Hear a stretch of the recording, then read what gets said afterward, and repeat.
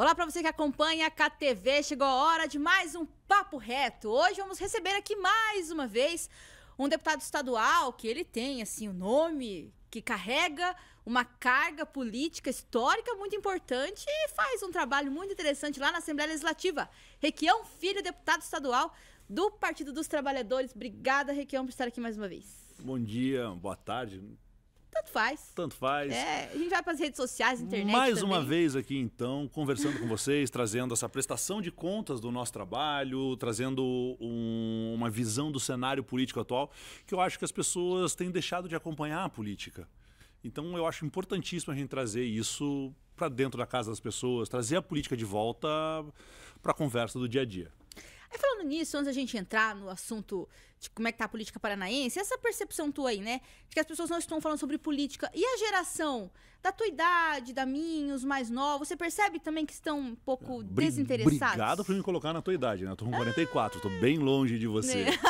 Não tanto. Mas eles foram, digamos assim, direcionados e moldados para achar que política é ruim.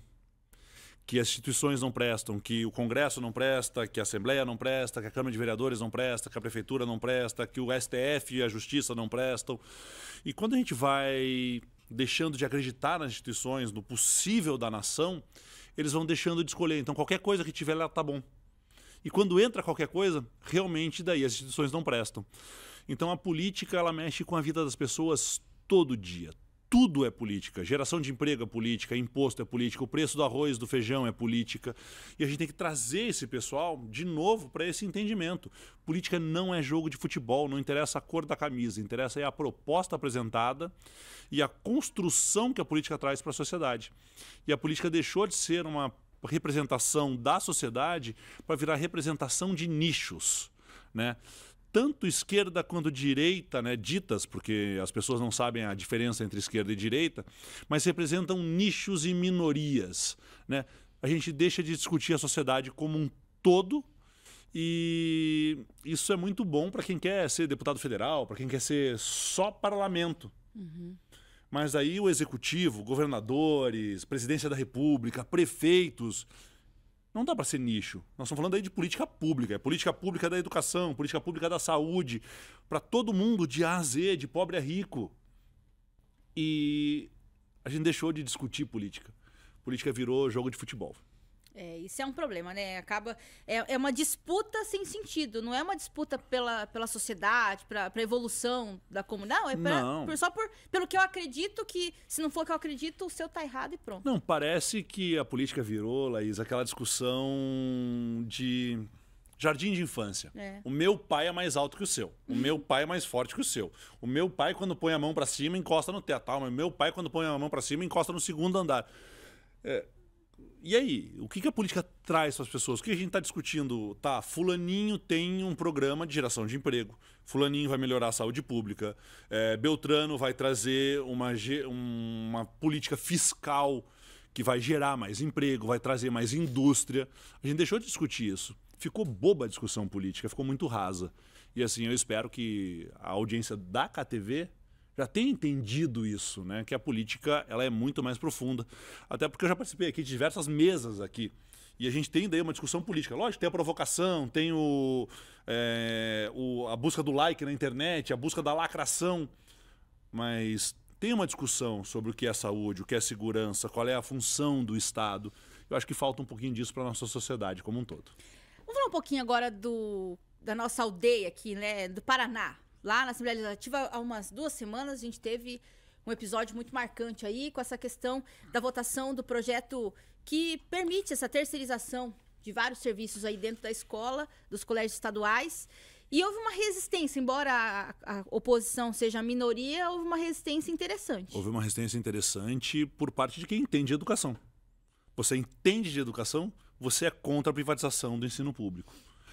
Mas eles estão falando que é só gestão administrativa. Eles falam que é gestão administrativa porque se eles assumirem que é privatização, eles deixam de receber dinheiro do Fundeb, que é quem paga a conta, que é o Fundo de Educação do governo federal. É uma privatização, sim. Mas é que diretor não tem que cuidar de obra. Diretor nunca cuidou de obra. Quem cuida de obra nas escolas é a Fundepar. E a Fundepar foi desmontada e desconstruída no atual governo para se criar uma dificuldade, para se vender uma facilidade. Ah, mas diretor não gosta de função administrativa. Diretor não exerce função administrativa de verdade. Ah, e contratação de professores é administrativo. Quando que foi que um diretor contratou um professor de uma escola pública? Nós temos concursos públicos para isso. Tanto o concurso público para efetivo quanto para PSS. E passa no concurso, teoricamente, quem estiver melhor qualificado. E por que o Brasil tem concurso público? Porque o funcionário público, o professor, o policial, o agente de saúde, o administrativo, ele tem segurança de carreira, que ele está efetivo naquele cargo e não será demitido porque ele não obedeceu uma ordem absurda do mandante do momento. Então, o cargo do funcionário público ele tem essa segurança para que ele não seja pressionado para fazer coisas ilegais. Por que nós vamos abrir mão disso dentro da escola? Falam tanto de escola sem partido, escola sem política, e de repente nós vamos tornar as escolas em cabide de emprego de cabos eleitorais. A escola terá o partido do mandatário do momento, do amigo do prefeito, do amigo do governador, do indicado do deputado. É um absurdo essa terceirização. Ah, não tem gestão pedagógica. Lógico que tem. A empresa recebe bônus para atingir metas pedagógicas naquele colégio. E o que vai acontecer com o ensino público quando ele é privatizado? É o que aconteceu no mundo inteiro. Que não é nenhum projeto inovador, não é nenhuma ideia brilhante do governador. É uma cópia e uma disputa de propaganda política com o Tarcísio e com o Zema de Minas Gerais. Por isso que ele foi aprovado em regime de urgência com pressa, porque o Tarcísio está fazendo isso lá em São Paulo. Então eles querem dizer que a direita privatiza, é o Estado mínimo e os comunistas querem o Estado inchado e pendurado. Mas não é, é só uma propaganda, até porque são 200 escolas de 2.000, mas são 25% dos alunos. Qual foi o critério das escolas? Grandes. Escolas grandes com muitos alunos para dar lucro para 5 ou 6 empresas que fazem isso no Brasil. Não vai ter nem licitação para escolher essas empresas. É, exatamente, não é licitação. Elas vão se credenciar. Credenciamento. Credenciamento. E não tem como fazer licitação porque são 5 empresas. Elas vão distribuir entre si, se tiver licitação, os lances. Então é vergonhoso, já não é transparente. E quando as escolas têm metas a serem batidas para ganhar dinheiro, o que vai acontecer? Os alunos vão passar de ano. Não interessa. Se o professor não passar de ano... Precariza, né? Se o professor não passar aquele aluno de ano e diminuir a nota da escola, aquele professor será demitido e trocado. E os professores que são funcionários públicos, que têm cargo, serão convidados a se retirar ou serão realocados. Então precariza a qualidade do ensino. Nós vamos terminar o 2º grau, no meu tempo era 2º grau, hoje ensino fundamental, médio, com crianças que chegaram lá no 9º ano analfabetos funcionais. Ele sabe ler, mas não sabe interpretar um texto. Ele sabe somar, mas não sabe qual é o valor do seu trabalho. Então vai cair a qualidade. E no ensino privado, o filho do Requião, os meus filhos estão numa escola. E eu fiz lá um custo-benefício, o que eu posso pagar com a qualidade do ensino. Meus filhos estando nessa escola, se a escola deixa de investir em professor, deixa de investir em qualidade de ensino para ter lucro, começa a contratar com estagiários, que é o que acontece nas 2 escolas modelo, só tem estagiário dando aula, eu tiro meu filho daquela escola e coloco em outra escola. Então o mercado se autorregula de certa maneira. A escola começa a ficar com uma qualidade muito ruim, né, e você tira o seu filho. No ensino público... Não tem como, né? Não, você não escolhe nem a escola que você vai colocar o teu filho. A escola é escolhida de acordo com o seu endereço de residência ou de trabalho. Então, as crianças estarão fadadas àquela escola ruim. Na Suécia, o primeiro-ministro veio pedir desculpas, porque eles privatizaram o ensino e caiu a qualidade.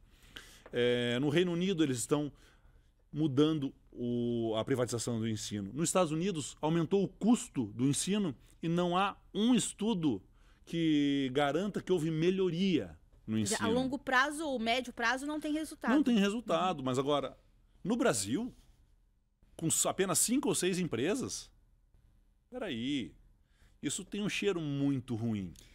E vocês foram já para o STF? Tiveram uma tentativa nós que daí pro STF o ministro não aceitou, né? Caiu na mão o ministro disse que tecnicamente o recurso que nós implementamos, o entendimento dele não era o recurso cabível. Sim. Mas é porque o projeto veio faltando o impacto financeiro. Ou seja, o projeto veio formalmente ilegal, porque tem que ter um impacto financeiro em projetos. Sendo negativo ou não, tem que ter impacto financeiro. E o projeto veio sem impacto financeiro. E já tem decisões do STF que dizem que projetos sem impacto financeiro são ilegais e não podem ser aprovados. Caiu para o Nunes Marques, né? Tá Nunes Marques. E o Nunes Marques falou, não, olha, não vou entrar no mérito, mas eu acredito que não seja via reclamação. Ou seja, ele não entrou no mérito. E vai ter, sim, agora uma ADI, uma ação direta de inconstitucionalidade no STF, contra a privatização do ensino, até porque existem vários itens ilegais, tipo, terceirizar um dever do Estado, você não pode fazer isso. É uma burla a contratação de funcionários por concurso, porque as empresas poderão contratar funcionários e demitir funcionários sem concurso público. Então, assim, o projeto é ilegal, imoral e um absurdo de, assim, enorme, enorme, enorme. Passou na Assembleia, porque a Assembleia perdeu a vergonha na cara. Simples assim. Daí se o STF concordar com essa ação direta de vocês aí de inconstitucionalidade, cai tudo por terra, né? Cai tudo Volta por a ser terra. como era antes. Volta a ser como era antes. Agora, o ensino público do Paraná é perfeito? Não, não é. Ah, mas o IDEB é o maior do Brasil, nós estamos lá, o governo federal reconheceu. Pergunte para professores como é que o governo chegou nesse IDEB. Pergunte para professores se não há uma pressão do núcleo regional de educação de aprovar alunos que não deveriam ser aprovados.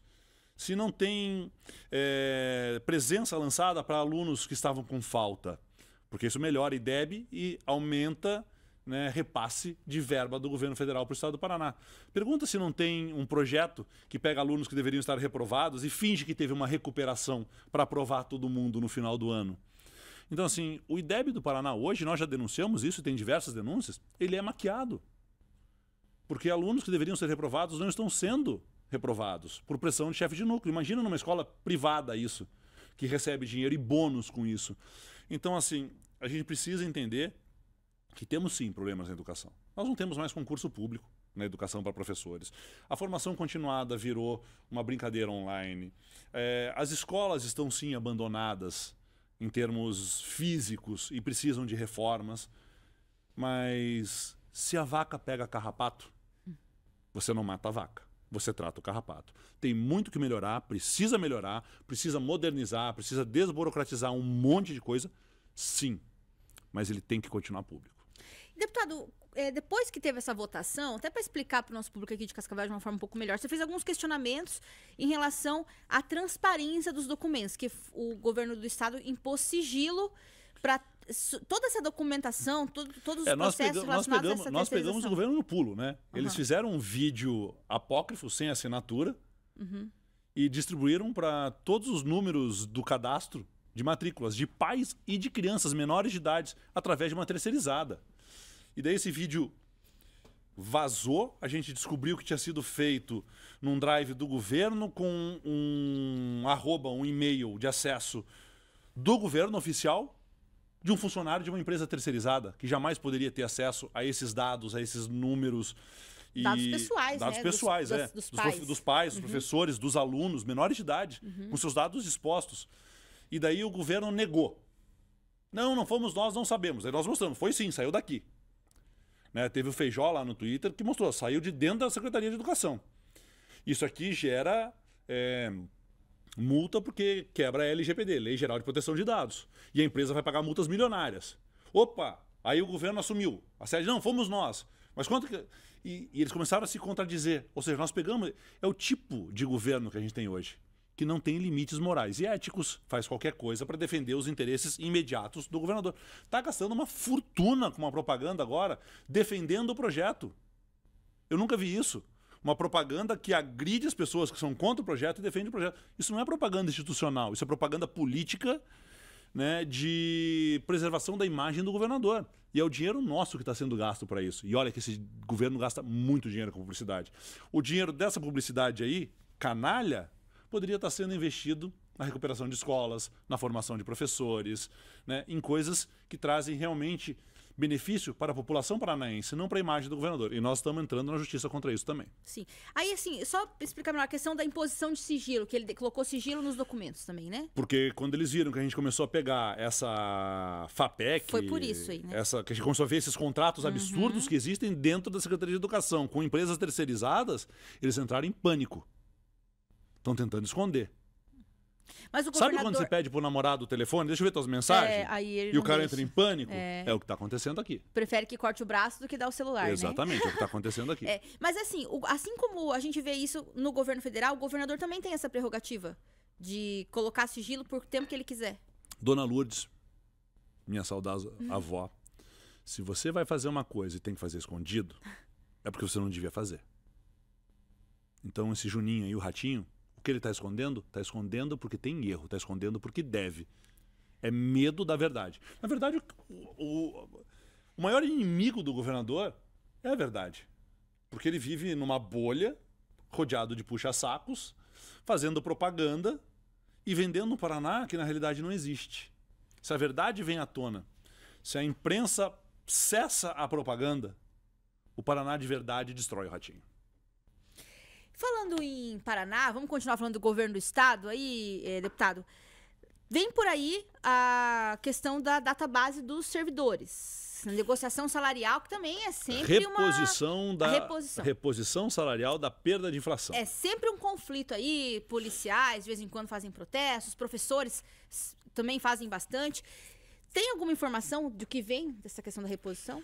O TJ já mandou, o Ministério Público já mandou, a Defensoria estava para mandar, a Alep provavelmente também vai apresentar a sua database, que é a reposição legal da perda inflacionária do poder de compra dos salários, mas o governador já indicou que vai ser 0.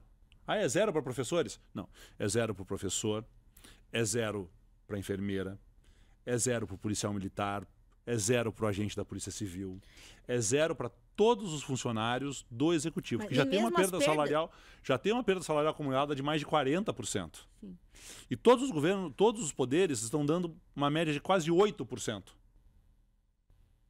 Sim. E o governo vai dar 0 de novo. Por quê? Quer dizer, nem a reposição da inflação de um ano para o outro? Que é legal, nem a reposição da inflação de um ano para o outro o governo vai dar para os funcionários públicos.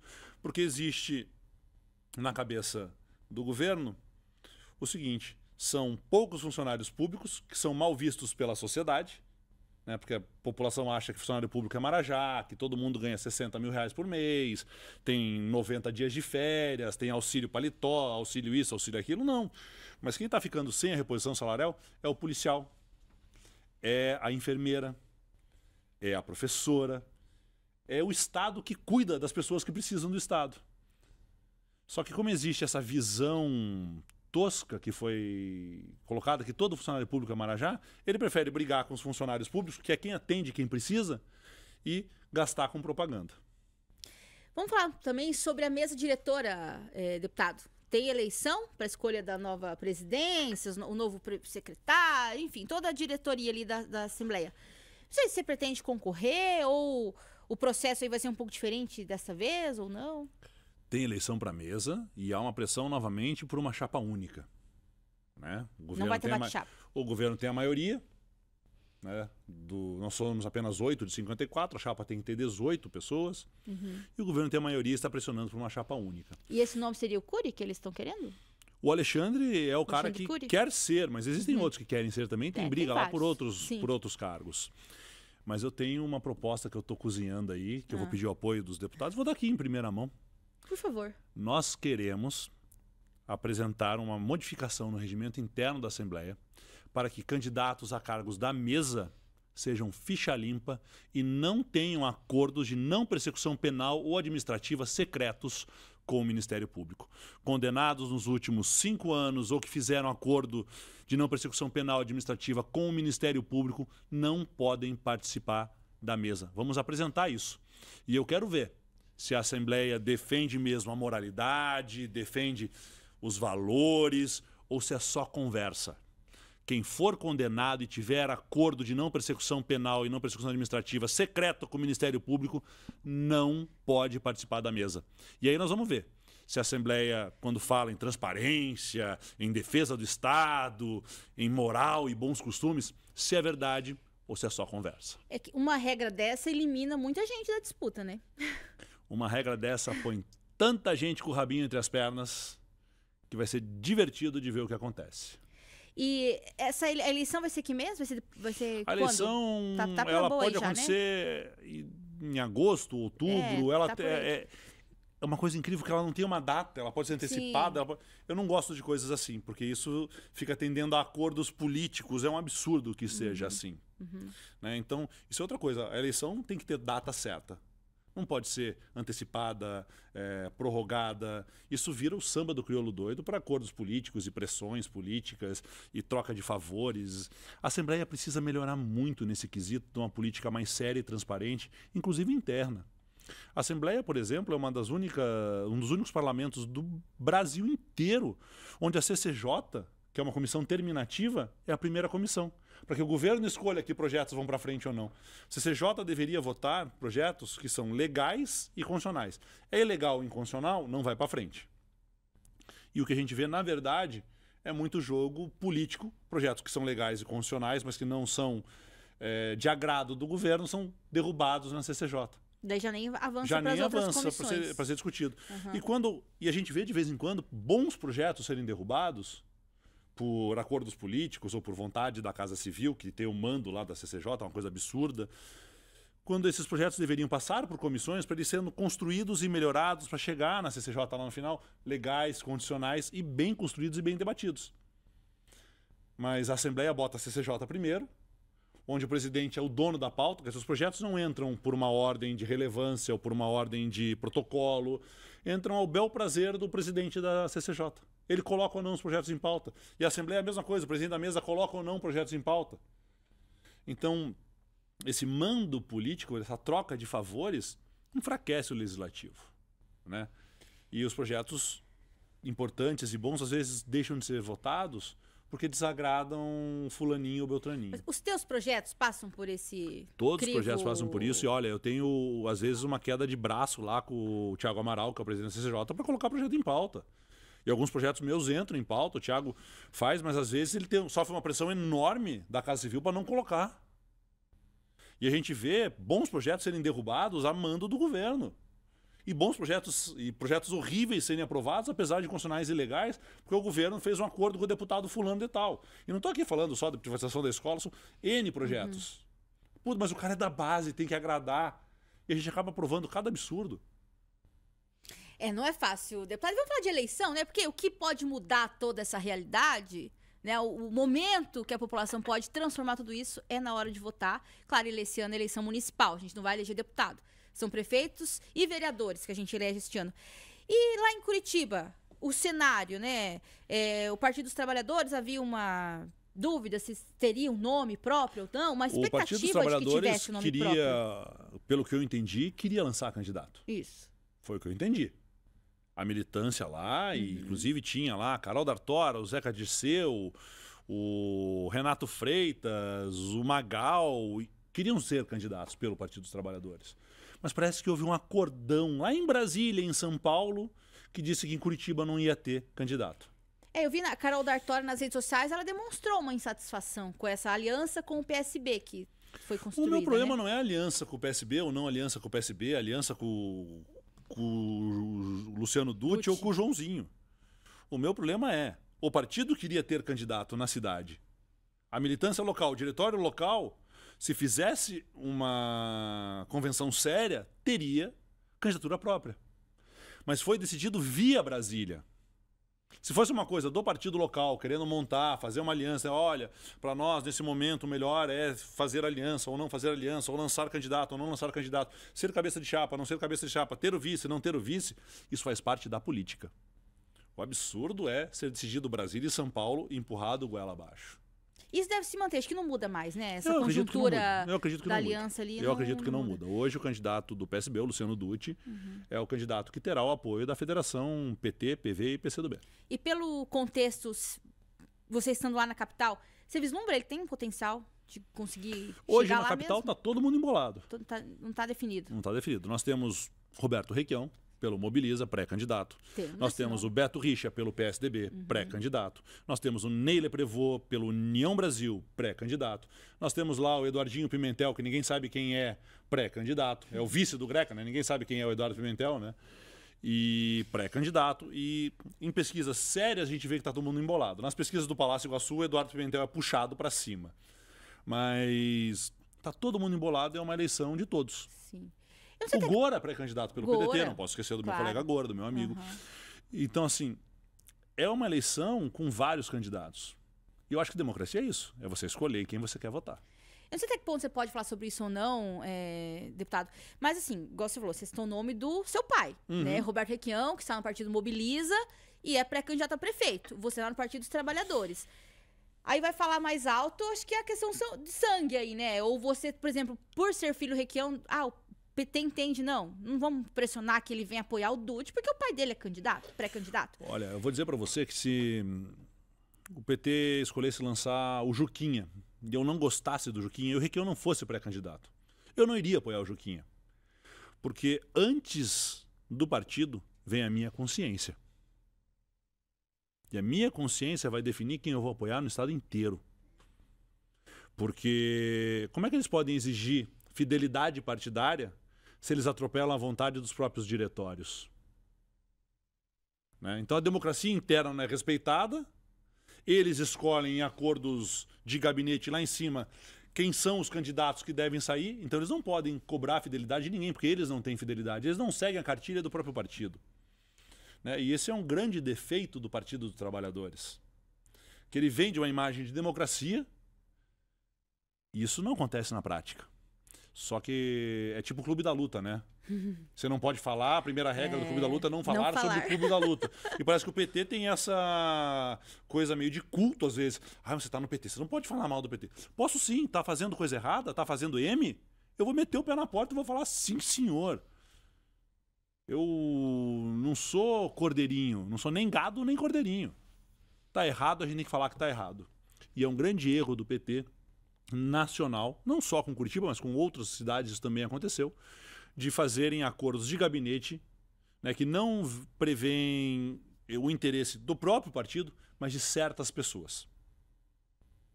O PT não vai apoiar o Luciano Dutti pela proposta do Luciano Dutti, sendo ela boa ou sendo ela ruim. O PT vai apoiar o Luciano Dutti em Curitiba, porque tem uma pessoa interessada no apoio futuro do Luciano Dutti para um cargo. Eu vou ter que te perguntar se você pode falar quem é essa pessoa. É a presidente do partido. No meu entendimento, o PT vai apoiar o Luciano Dutti porque há um apoio futuro para Gleisi Hoffmann. Mas vem cá, o partido existe para eleger deputado federal ou um partido político existe para apresentar propostas para a população em todas as esferas? Tudo bem que hoje a maioria dos partidos se preocupa com o deputado federal, porque deputado federal é o número de deputado federal que define quanto você vai ganhar do fundo partidário e do fundo eleitoral. Então, o deputado federal hoje é moeda, é commodity, é dinheiro. Mas os partidos, todos eles, não só o PT, todos eles viraram um balcão de negócio para a eleição de deputado federal. Os partidos não estão mais preocupados em apresentar uma proposta para o município de Cascavel. Esquecem da base. Não estão preocupados em trazerem vereadores que vão cuidar de Cascavel. Estão preocupados em eleger deputados federais que podem fazer votos em Cascavel. O PT, o PSDB, o PHS, o PMN, o PSD, o partido que for. Hoje o partido existe para eleger deputado federal, que é o que dá dinheiro. E na base, exploda-se. Apoia quem você quiser, faça o que você quiser. E daí você fala assim, a nova geração não gosta de política. Como é que vai gostar? É difícil de entender, assim, é uma complexidade, é uma coisa que não se encaixa na lógica. Não se encaixa na lógica, mas na se encaixa na nenhuma. lógica monetária da então, política. Que aí, por isso que afasta, né? Às vezes pessoas Afasta as sérias, pessoas. que Aí o cara têm fala assim, interesse, né? O cara vai lá e lê a cartilha do partido KTV. Nossa, que legal, que cartilha legal, que proposta legal. É nisso aqui que eu acredito. Vou lá, me filio ao KTV e quero ser candidato a prefeito, a vereador pelo KTV de Cascavel. Aí os caras falam, não, queridão, aqui o KTV vai apoiar esse partido X, partido do microfone. E não tem nada a ver com o que está escrito. Mas não tem nada a ver com o que está escrito aqui. Né? Não, mas é que aqui vai garantir para nós depois apoio para eleger um deputado federal e a gente ter fundo partidário. Então, triste. isso é negociação, isso é politicagem, isso não é isso. política. Pra gente encerrando aqui, eu quero fazer mais uma pergunta em relação ao seu pai. Não sei até que ponto você pode falar ou não, se não puder, tudo bem. Mas ele tá, assim, animado? Como é que tá, assim, depois de tanto tempo, né? O que faz ele ainda querer buscar ser um pré-candidato a prefeito? Desculpa a expressão, já foi senador, né? Já foi governador tantas vezes e vai voltar pro play, pra ser prefeito. Vai voltar pro play? Vamos lá. Curitiba é a cidade dele. O meu avô foi prefeito de Curitiba. Olha só. E o Requião foi deputado estadual, foi governador, foi senador, foi secretário de Estado. E Curitiba está acostumada a ter prefeitos avaliados como os melhores prefeitos do Brasil. Curitiba é uma cidade que está acostumada a estar na vanguarda, né, da administração pública. E, de repente, a gente vê aí, em primeiro lugar, um menino que nunca foi nada. Por que ele está em primeiro lugar? Porque tem dinheiro e propaganda por trás dele. Mas experiência de administração pública? Zero. Discurso e posicionamento político? Zero. Ele é o fantoche da vez. Curitiba merece muito mais que isso. E Curitiba precisa de pessoas que queiram fazer a cidade funcionar. Curitiba não pode ser um trampolim. Curitiba não pode ser uma brincadeira. Curitiba não pode ser a cidade onde vai se eleger um cabo eleitoral. Curitiba é uma cidade que merece um prefeito. Por isso, por esse amor à sua cidade e a paixão pela política, o Requião é um apaixonado pela política, um romântico da política ainda, ele acha que não pode deixar de se colocar nesse momento como um pré-candidato para discutir a cidade. E energia, quantos anos ele tem? Desculpa. 83 anos. E está com lucidez e energia para tudo isso. Mais do que eu. É. Uma coisa dá inveja de ver. Né? O olhinho dele brilha quando ele fala em fazer política, em administração pública, em projetos que atendam as pessoas. É isso que move ele, foi isso que sempre moveu ele. Deputado, algo mais que queira falar aqui? Nosso tempo já está estourando aqui. Algo mais que queira falar sobre... Quero agradecer a você, política, a toda a equipe da KTV e deixar as minhas redes sociais. Gostou de alguma coisa que a gente falou? @RequiãoFilho. Não gostou? @RequiãoFilho. Tem uma sugestão, tem uma dúvida? @RequiãoFilho em todas as redes sociais. Falando em rede social, de vez em quando, até vou abrir um parênteses aqui para falar, né? De vez em quando seu nome surge nas redes sociais, inclusive de abrangência mais nacional. Acho que, não sei nem como é que eu entro nesse assunto sem parecer indelicado, mas assim, uma vez na página da Gina Indelicada, se não me engano, né, as pessoas se surpreenderam com a tua aparência e falaram, nossa, aí até já ele não é deputado do PT, ou é deputado do PT, seu nome surge de vez em quando, assim, porque a tua aparência chama a atenção, né? De modo geral, nas redes sociais também. Como é que você lida com isso? É uma pergunta aqui, programa de fofoca. Com muito bom humor, eu me divirto muito com isso. Né? E vejo os comentários, alguns abusados até demais, outros muito assédio, com bom humor. Não tem... Eu não levo como assédio, eu levo como não, mas brincadeira. Acho que assédio no modo positivo. Não, a palavra assédio, ela é pesada, né? Tem um assédio, assim, mas eu levo com bom humor. Sou, graças a Deus, muito bem casado, pai de 2 filhos, não tenho a menor intenção de estar no mercado, mas faz um bem pro ego. Agora, se essa exposição traz as pessoas para ver o meu trabalho, se essa exposição gera uma dúvida sobre que a política pode ser diferente, ela é uma boa exposição. Né? Saber utilizar a aparição nacional também, né? Isso pode trazer frutos. Abrir o espaço na rede, a gente não dispensa, não. Tá mergulhando, é isso aí, tá certo. Deputado, obrigada, viu? Desculpa até a pergunta, assim. Nada, obrigado, Laís, pessoal, obrigado a você. Mas é que sempre, volta e meia, as pessoas comentam sobre isso. Acho que você tem noção disso. Eu me divirto com isso, não levo pelo lado ruim, não. Tá, né? certo. Minha mãe falou que... A minha mãe olha pra mim e fala assim, filho, você era o neném mais lindo do mundo. E se minha mãe fala, eu tenho que acreditar nela. Né, tá certo. Se mãe falou, é verdade. Gente, muito obrigada, então, por mais uma companhia aqui no Papo Reto. Mas obrigada, deputado, por estar aqui. Quando voltar pra casa é outro momento, sabe que tá sempre aberto pra você também. E até o próximo podcast Papo Reto.